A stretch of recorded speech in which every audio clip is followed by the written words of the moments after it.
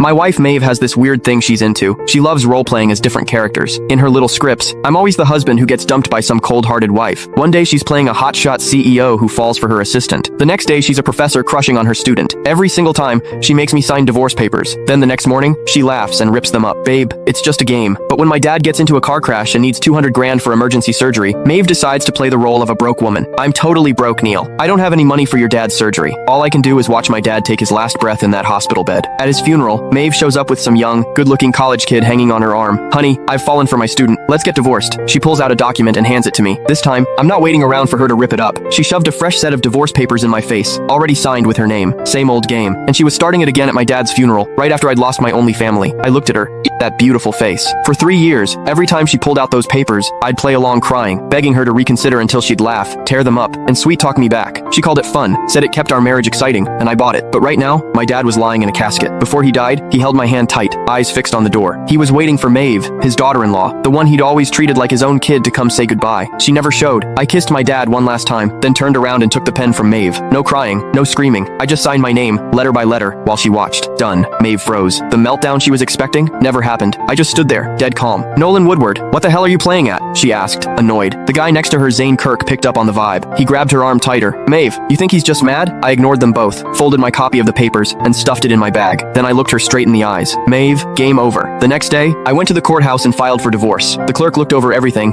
and processed it like it was just another Tuesday. When I checked my phone, it was blowing up with missed calls and texts from Maeve. Nolan, you've had your fun. Come home. I ripped up the papers. Let's just forget this happened. Did you seriously hang up on me? You're getting bold. The last one, from 30 minutes ago. If you don't come back right now, don't ever come back. I blocked her. I found a cheap apartment to rent. Once I got it cleaned up, I started looking for work. After we got married, Maeve had made me quit my job to be a stay-at-home husband, basically a prop in her dumb roleplay games. She said she loved me to her core, and that's why she wanted us to fall in love over and over, through different scenarios. She swore the cold, heartless women she played weren't the real her, just acting. Looking back now, pathetic. Maybe she was never acting. Maybe those cold, selfish masks were who she really was all along. When the court summons reached her, she called while I was in the middle of a job interview. Nolan, are you insane? You actually took this to court. I stepped into the hallway. We signed the papers, Maeve. This just speeds things up. Speeds things up? I'm telling you, you're not getting this divorce. Maeve, I cut in. My dad is dead. Silence. Then her voice went ice cold. I know, but that was his fate. You can't blame me for it. Games are games. Real life is real life. Can you not tell the difference? You're the one who can't tell the difference. I snapped and hung up. I went back to the interview. It was a basic admin job at a small company. The pay wasn't great, but it was enough to get by. I nailed the interview. Starting Monday. That night, I came home to find 2 people waiting outside my door. Maeve and Zane. Maeve looked furious. Zane stood back with this smug look, like